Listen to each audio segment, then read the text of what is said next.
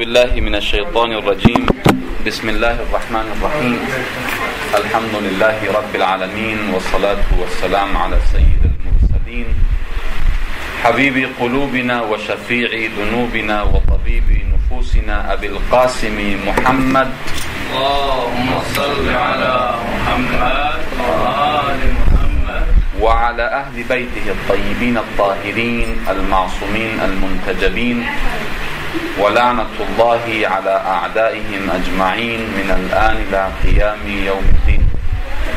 السلام عليكم جميعا ورحمة الله وبركاته. En el nombre de Dios, el clemente, el misericordioso, la paz de Dios sea con todos sus profetas, desde Adán hasta Muhammad, salawatullah wa salamu alayhim ajma'in. Bueno, bienvenidos y bienvenidos al mes de Ramadán, especialmente que estamos en el comienzo de este bendito mes. En la anterior charla estuvimos hablando resumidamente acerca del mes de Ramadán. Hoy vamos a tocar un segundo tema. Una de las cuestiones que generalmente en el Islam es una característica diferente a todas las demás religiones es la relación de los creyentes con sus líderes. Una de las distinciones que propone el Islam, y especialmente la escuela de Ahlul Bayt alayhim salam, es la forma en que los hombres se relacionan con su líder. Si nosotros vemos históricamente cómo los hombres en la relación con sus fundadores de pensamientos y de ideologías y de corrientes han actuado, vemos que generalmente a nivel histórico hay dos formas de trato. Algunos que tratan con la ideología y la corriente de pensamiento. Es decir, el ser humano se guía por una ideología o por una religión o por una cultura o por una corriente de pensamiento, y el eje fundamental es justamente esa escuela de pensamiento, esa corriente de pensamiento o esa religión y cultura. Eso es lo que llaman generalmente los tradicionalistas, los que siguen una tradición o siguen una corriente de pensamiento. Frente a los tradicionalistas están los que siguen a los hombres, es decir, el modelo, en vez de ser un pensamiento o una cultura, es un hombre o un grupo humano. Por ejemplo, la cultura de hoy en día, obviamente eso nace en el humanismo, digamos, del Renacimiento para estos lados. La cultura de hoy en día es que muchos siguen a los hombres, y el referente y el criterio, el modelo y el ejemplo es el hombre. Un caso que es muy conocido es el caso que se da, por ejemplo, con las estrellas. En Hollywood hoy se hace, digamos, toda una parafernalia frente a ciertas personalidades para establecer al hombre como un modelo. El Islam, en su teoría, especialmente la escuela de Ahlul Bayt, habla de una unión entre pensamiento y hombre. En el Islam no podemos ser solo seguidores del pensamiento y no podemos ser solo seguidores de los hombres. Por eso el profeta salawatullah wa salamu alayhi, cuando establece la línea a seguir después de su muerte, dice: el Corán y los imames de Ahlul Bayt. Frente a esa teoría existían dos teorías: o seguir solo a los hombres, como la gente de Meca le decía al profeta: nosotros seguimos el pensamiento de nuestros abuelos, que el Corán lo prohibió, no se puede seguir solo a los hombres. Y frente a esa teoría, la islámica creada por Omar era: seguimos solo al Corán. que ninguna de las dos es netamente islámica. Ni seguir a un hombre o a un grupo de hombres sin tener en cuenta el pensamiento correcto, ni seguir un pensamiento sin un modelo humano es correcto. La teoría islámica habla de que el modelo del hombre tiene que ser tanto ideológico como humano. Es decir, en el Islam se sigue a un hombre.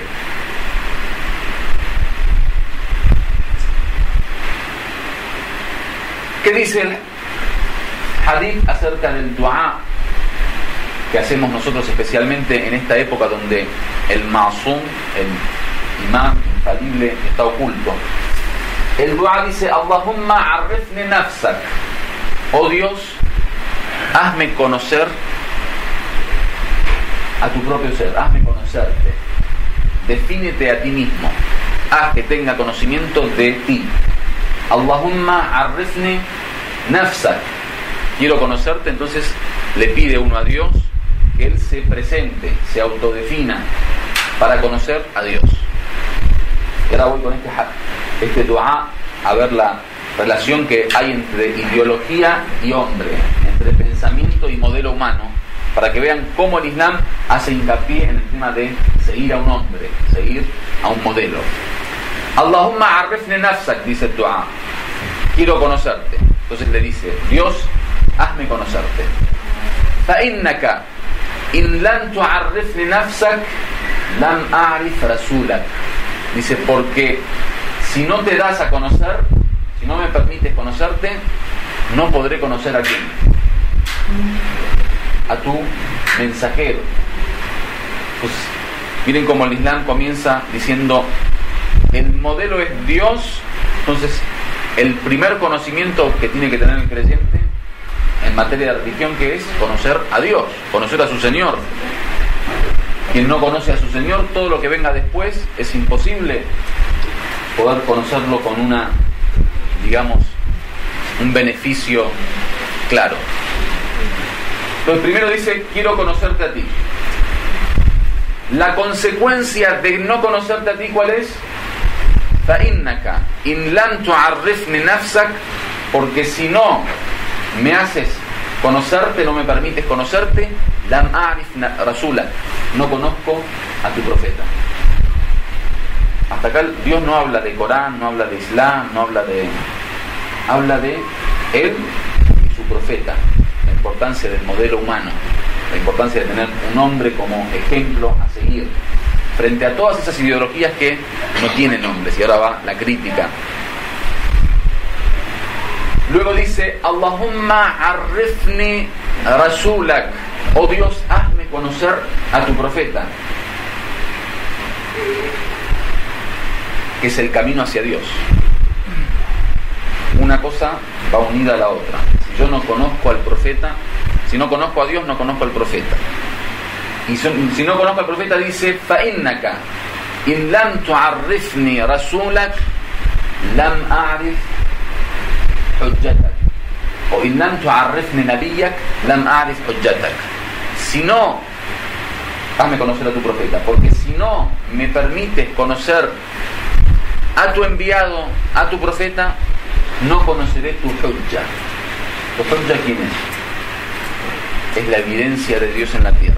No conoceré al guía, no conoceré al líder, al imam. ¿Sí? Entonces, en este orden, lo primero que se debe conocer es Dios, porque si no conocemos a Dios, no conocemos al enviado de Dios, al mensajero de Dios. Lo segundo que se debe conocer es al mensajero de Dios, porque si no conocemos al mensajero de Dios, no conocemos al imam, no conocemos al hujja, la evidencia de Dios en la tierra. Continúa el hadith: Allahumma arifni hujjatak, oh Dios, hazme conocer a tu prueba, a tu evidencia, al imam, al líder. Hasta ahí estamos entre Dios y los hombres. Todavía no entramos en el tema de ideología. Dijimos, la gente o sigue ideologías o sigue a los hombres. Dijimos, la teoría islámica es que el Islam dice: hay que seguir al pensamiento y hay que seguir al modelo humano. comienza con Dios, luego con el profeta, luego con el hujja, el imam, finalmente dice Allahumma arrifni hujjatak, oh Dios, hazme conocer a tu hujja, a tu prueba, a tu evidencia, al imam. فإنك إن لم تعرفني حجتك ضللت عن ديني, porque si no me haces conocer a tu hujja, a tu prueba, me desviaré de tu religión. Dalaltu, o me perderé. Andini. ¿Qué significa? Significa que en el Islam la religión va unida directamente al hujja. La religión y el poder obedecer la religión, el poder conocer la religión, el poder seguir una religión va directamente unida a un ser humano perfecto. Y con esto, bueno, ¿qué? Ustedes podrían decir, bueno, y con esto vemos la superioridad del Islam por sobre todos los otros mensajes que o siguen a los hombres o siguen las ideologías. ¿Por qué? Porque una cosa va unida a otra. Dios dice, si no me conoces a mí, no conoces a tu profeta, si no conoces a tu profeta, no conoces a tu imam, si no conoces a tu imam, te desvías de la religión. ¿Qué significa eso? Significa que la persona que no tiene un imam está condenado a extraviarse en materia de pensamiento. Y la enfermedad de Occidente hoy es que se unieron a un pensamiento y abandonaron al ser humano perfecto. Hoy esa crisis que vivimos a nivel ético, a nivel moral, a nivel hasta ideológico, esa confusión que vive el ser humano, especialmente en Occidente, esa crisis humana que existe es porque o se unieron a hombres sin pensamiento. Michael Jackson se viste como Michael Jackson, baila como Michael Jackson, canta como Michael Jackson, pero no sabe por qué. No posee pensamiento. Solo sigue modelos humanos, ¿sí? Seguimos a Madonna, seguimos a Michael Jackson. Pero ¿qué hay? ¿Qué contenido? No. Ese es el grupo que sigue a los hombres, sin pensamiento. Otros son capitalistas, liberales, marxistas, socialistas, comunistas, pero no siguen un modelo humano. O sea, hoy tenemos en Venezuela el socialismo del siglo XXI, le llaman. En Chile el socialismo moderado. En otros países los socialistas con corbata. Y así, ¿por qué? Porque no hay un modelo a seguir, no hay un modelo humano. Hoy en día, entre las religiones, entre los mensajes espirituales, entre las distintas escuelas de pensamiento, entre las corrientes de filosofía, entre los sistemas políticos, no existe más que el Islam, y especialmente la escuela de Ahlul Bayt, que une entre estas dos realidades, entre la religión y el modelo humano. Por eso lo vemos a Amir al-Mu'minin sallallahu wa sallam alayhi, que siendo Amir al-Mu'minin, el príncipe de los creyentes, ¿qué dice sobre seguir al profeta Muhammad? Dice, Ana abdun min abidi Muhammad. Dice, yo soy un siervo, soy un esclavo de los tantos siervos que tiene Muhammad. Amir al-Mu'minin sallallahu wa sallam. No estamos hablando de una persona débil como nosotros, una persona normal que dice, bueno, el profeta Muhammad.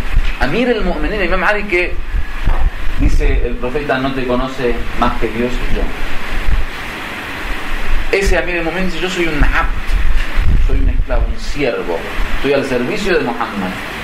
Está explicando una línea de pensamiento, está diciendo, muchachos, si se quieren salvar hay que seguir a un hombre, un modelo humano. Seguir solo el pensamiento no sirve. Como dijimos, el segundo califa dijo, Yakfina Kitabullah. Dice, es suficiente el Corán para nosotros. Si hubiera sido suficiente el Corán, Dios hubiera mandado Coranes a las casas directamente. Le damos, cada uno le pasa su dirección y Dios nos manda el Corán. Entonces, bueno, listo, cada uno tiene la guía.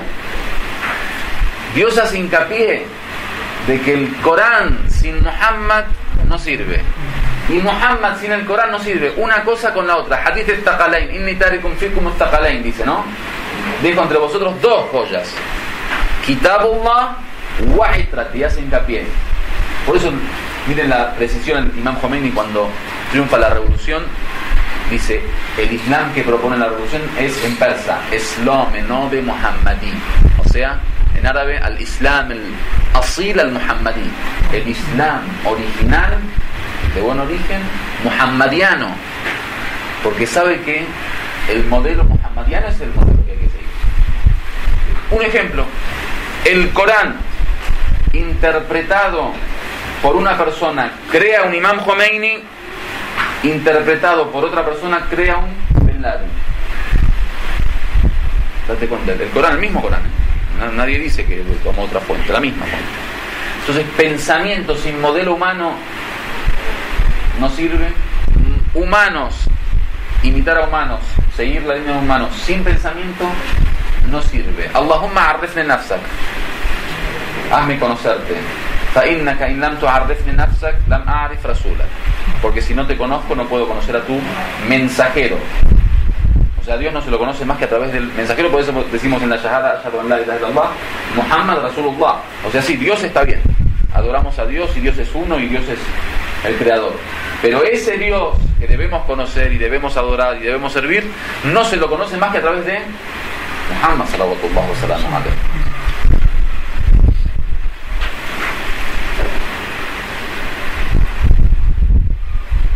El Imam Hussein sallallahu alaihi cuando se va a dirigir a la batalla de Karbala, una frase famosa que aparece en muchos cánticos acerca de el Imam Hussein, dice: "Lau kana dinu Muhammadin la yastaqimu illa biqatli faya suyufu judini." Si la religión de Muhammad no se enderezaría, no se llevaría a cabo. No se llevaría a cabo más que con mi muerte. Oh espadas, venid a mí. Oh espadas, venid a mí. Dice Dino Muhammad, o sea, hace hincapié no solo en el din y en Muhammad. Bueno, ahora ustedes podrían decir, está bien, muy lindo lo que habló, y ¿de qué nos sirve? Nos sirve para reconocer la importancia que tiene el seguir una escuela como la escuela de Ahlul Bayt alayhi salam. ¿Por qué? Nosotros no dijimos que la teoría coránica es que hay que seguir pensamiento y modelo humano. No dijimos que seguir solo a un hombre no sirve y seguir a un pensamiento solo no sirve. Bueno, agarremos todas las escuelas islámicas y veamos qué escuela islámica presenta esa teoría coránica. El Corán dice: "Walakum fi Rasulillah uswatun hasanah". El Corán dice que tienen en el profeta de Dios un modelo bueno a seguir. Es teoría coránica, no estamos hablando de otra cosa. Entonces, esa teoría coránica, ¿qué escuela de pensamiento la sigue de esa forma? Supongamos que el Corán dice, bueno, hay que seguir al profeta Muhammad sallallahu alaihi wasallam. Bueno, el profeta Muhammad, ¿cuánto vivió? ¿Cuántos años vivió? Como profeta 23. Y toda su edad 63 años. Listo. Supongamos que los musulmanes siguieron esa teoría coránica, o sea, pensamiento y hombre, hasta la muerte del profeta. Luego, ¿qué ocurre? ¿No dijimos que la teoría coránica es que hay que seguir a los dos juntos? Bueno, digamos, por ejemplo, en las escuelas sunnas aparece el tema de los Khulafa ar-Rashidin, los califas bien guiados. ¿Cuántos son? 4. Después de la muerte de Ali alayhi salam, ¿cómo se sigue? La teoría coránica, digo, hay que poner en práctica, ¿no? La teoría coránica. ¿Cómo se sigue? ¿Cómo se sigue? En el Islam que no es de Ahlul Bayt.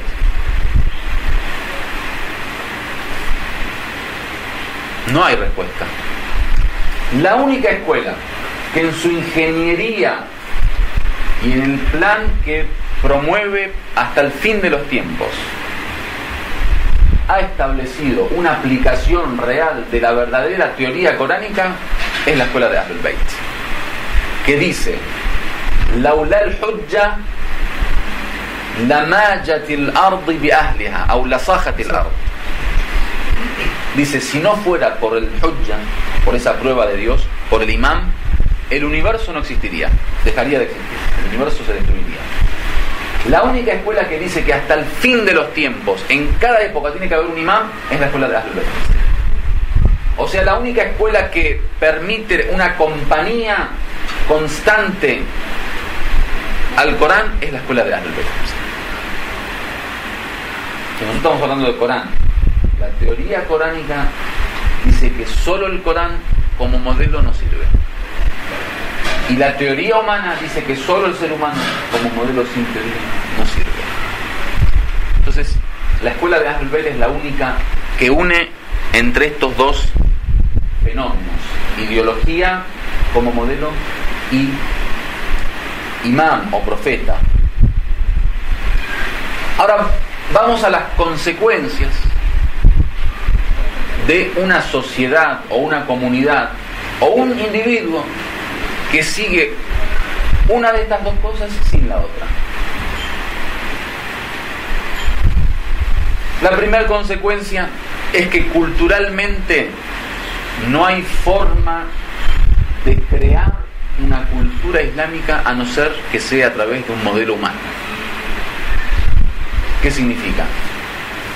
Que el pensamiento lo debe aplicar un ser humano. Nosotros podemos tener muchas corrientes de pensamiento, muchas ideologías, muchas religiones, pero lo que asegura el triunfo de la persona, el individuo o la sociedad es la aplicación de ese pensamiento. Y la aplicación de los pensamientos está en manos de los hombres. Entonces es imposible que una cultura pueda desarrollarse si no es a través del ejemplo y el modelo de un hombre. Por eso ahora vamos a lo que tenemos como la segunda fuente después del Corán, que es la sunna del profeta, la tradición profética, y el efecto que tiene la tradición profética en la creación de una cultura. Una sociedad que no tiene un modelo humano de hombre perfecto, como el caso del profeta sallallahu alaihi wasallam, lo que ocurre es que culturalmente se va formando según los elementos que le van cayendo de los grupos humanos y de los encuentros entre las sociedades y los encuentros entre las civilizaciones. Por eso hoy en día vemos que en la gran mayoría de las culturas modernas no existe una identidad única. Yo le pregunto, por ejemplo, a ustedes, ¿cuál es la identidad del hombre occidental? Por ejemplo, que me hagan una radiografía de la identidad del hombre de la cultura occidental. A ver si alguien me puede dar, digamos, rasgos claros acerca de esa identidad. No existe. No existe ¿por qué? Porque la misma cultura se fue formando con elementos que no parten de un modelo único, que no parten de un hombre.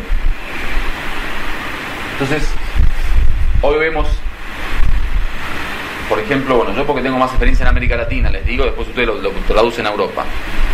Por ejemplo, el boliviano habla aymara, que es una lengua indígena autóctona original, escucha música inglesa, come en McDonald's, piensa o trata de pensar como europeo, y el sueño es poder viajar a Norteamérica. El sueño americano que le llaman allá en Latinoamérica. Sueño americano. ¿Ven la vestimenta, por ejemplo? Viste como indio, piensa como norteamericano. Otros piensan como indio, visten como norteamericanos. Otro en la escuela le dan una cultura americana, en el hogar le enseñan una cultura indígena. En el hogar le enseñan una cultura espiritual, religiosa y ética. En la sociedad le enseñan una cultura liberal y lejana de todo tipo de principio y valor. Entonces no existe una identidad unificada en las culturas que no tienen un modelo humano. ¿Por qué? Porque la cultura se fue creando con elementos distintos y dispersos. La única forma de poder crear una cultura impermeable, es decir, una cultura que no le entren elementos extraños, lo que llaman hoy la invasión cultural, resistente a la invasión cultural, es la cultura que mantiene sus elementos basados en un modelo humano vivo, como es el caso de la sunna del profeta sallallahu alaihi wasallam. Hoy ves al musulmán que sigue, el que practica, el que no practica no, pero el musulmán que practica al 100% la tradición profética, mantiene los elementos culturales de esa misma sociedad que había creado o tratado de crear el profeta sallallahu alaihi wasallam, en lo referente obviamente a los elementos constitutivos. Ahora, que haya después algunos rasgos, por ejemplo, que tengan que ver con la cultura autóctona es otro tema. Estoy hablando de la identidad cultural. Estoy hablando de los objetivos, estoy hablando de los principios, de los valores, de la cosmovisión, de la doctrina, de la ideología. Digo, el musulmán, que ideológicamente el musulmán debería pensar igual que la forma en que estableció el profeta Muhammad sallallahu alaihi. Entonces, una de las consecuencias de no seguir a un modelo humano es que uno no logra tener una identidad cultural clara. Una de las consecuencias de no seguir un modelo humano está en que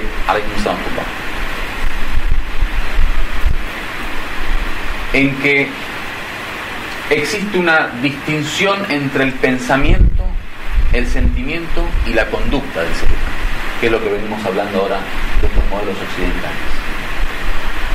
La crisis de muchos jóvenes hoy en día en Occidente es que justamente por la falta de un modelo humano a seguir, hacen de su corazón el recipiente de diferentes ideologías.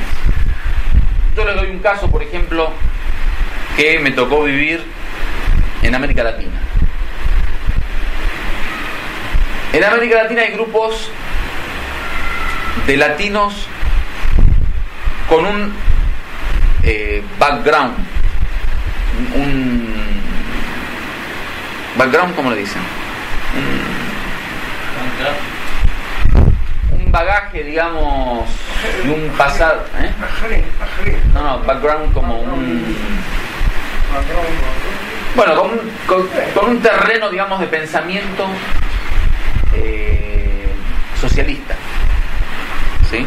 Ustedes saben, en América Latina el socialismo, por todo esto de los movimientos marxistas, está todavía muy vivo. Ustedes lo vivieron en España en algún momento, pero bueno, ahora, especialmente en estos tiempos en América Latina, en la época post-Chávez, comienza toda una nueva etapa, digamos, del renacimiento del marxismo, el socialismo, digamos.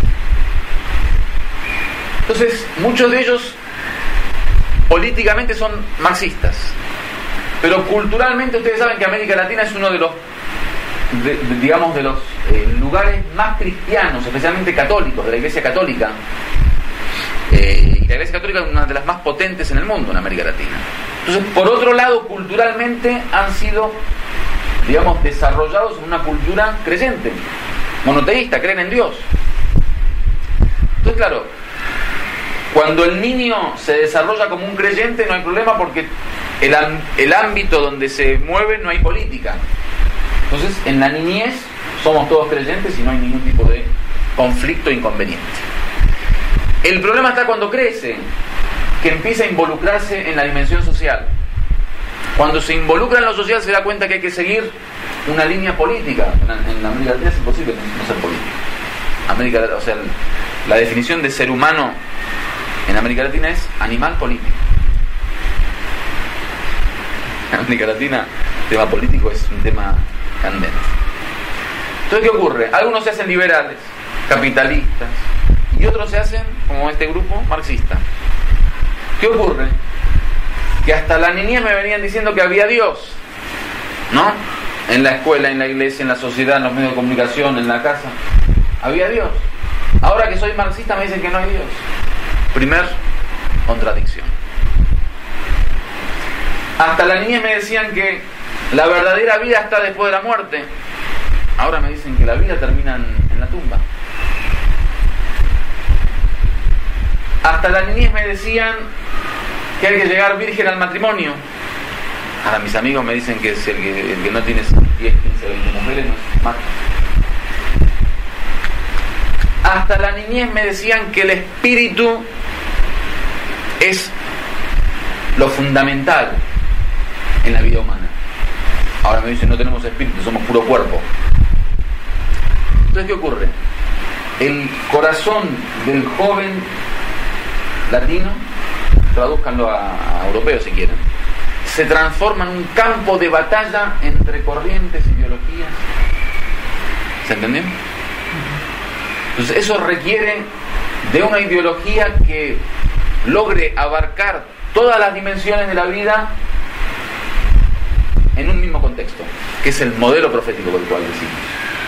Por eso Shahid Mutahari rahmatullah alayhi, cuando hablaba de Ali alayhi salam, hablaba que Ali es el héroe de todos los campos humanos. Y la perfección del Imam Ali alayhi salam está en que no dejó ningún bache en el desarrollo humano sin llenar. Es decir, que ha desarrollado todas las facultades y todas las disciplinas humanas equilibradamente al mismo tiempo. Ese Ali que lo ves valiente durante la batalla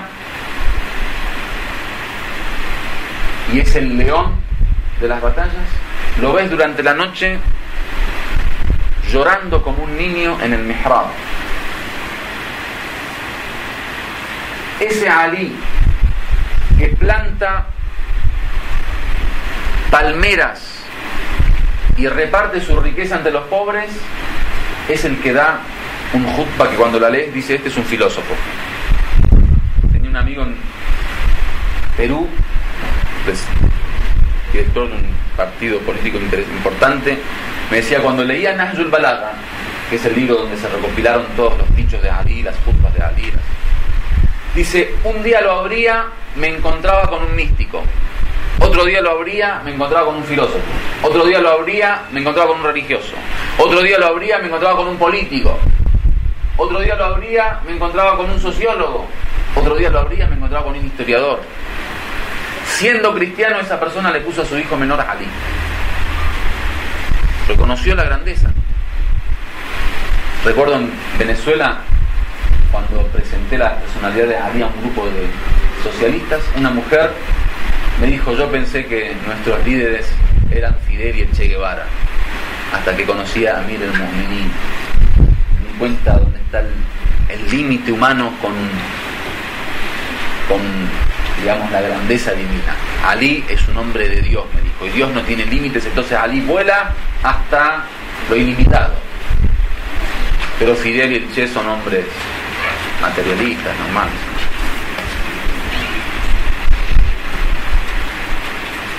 Estaba en Colombia en una universidad que me invitaron para hablar acerca de la filosofía islámica. Obviamente la gente que estaban eran filósofos, doctores en filosofía, profesores de filosofía. Allí hablé aproximadamente 1 hora sobre filosofía islámica. Al final le dije que voy a terminar con un hadiz, digamos una frase del filósofo más grande del mundo islámico que se llama Ali ibn Abi Talib. No lo conocían obviamente, simplemente yo les dije que quiero terminar con esto para que les quede una de las frases de nuestros grandes filósofos.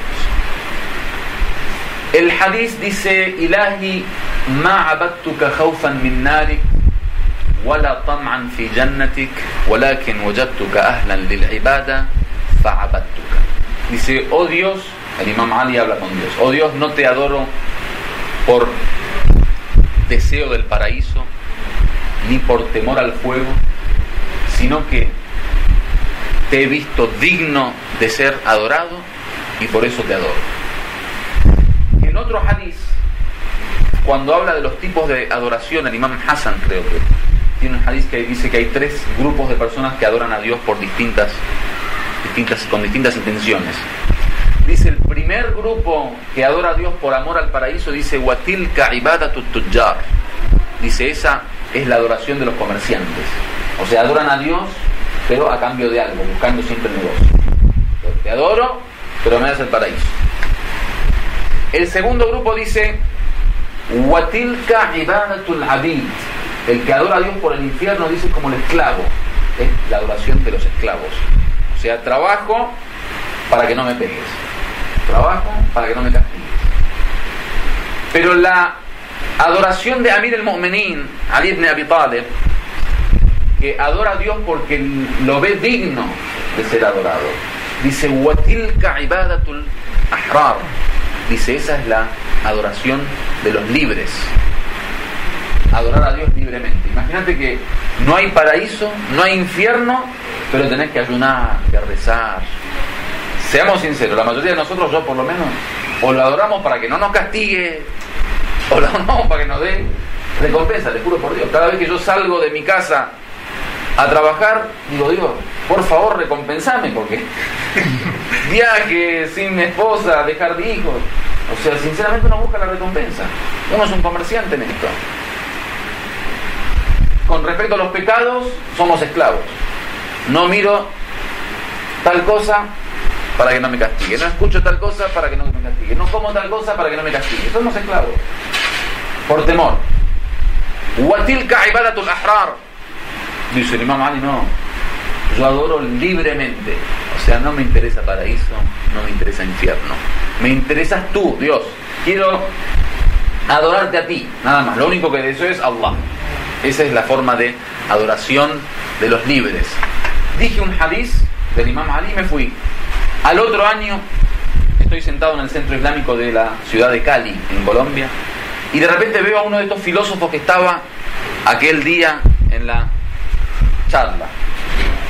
Le digo, ¿qué haces acá? Me dice, Sheikh Sohail, ¿recuerdas cuando hace un año dijiste un hadiz del Imam Ali acerca de los tipos de adoración? Digo, sí.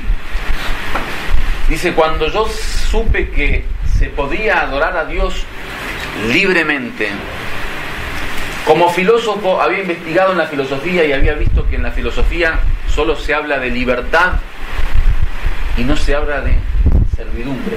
Es decir, que en filosofía el libre es el que no adora a Dios. O sea, no hay compatibilidad entre libertad y servidumbre. Luego investigo en las religiones el concepto de servidumbre y veo que el que es siervo no es libre. O sea, en la religión generalmente el modelo que nos plantean a nosotros, por lo menos en el cristianismo, es que si quieres adorar a Dios no puedes ser libre. Hasta el momento que conocí a la personalidad del Imam Ali, en donde compatibilizó con su realidad y su ejemplo la servidumbre y la libertad. Y ahí dije, Ashhadu an la ilaha illallah wa ashhadu anna Muhammadan rasulullah. Se convirtió al Islam y ahora es uno de los musulmanes activos de nuestro centro en Cali.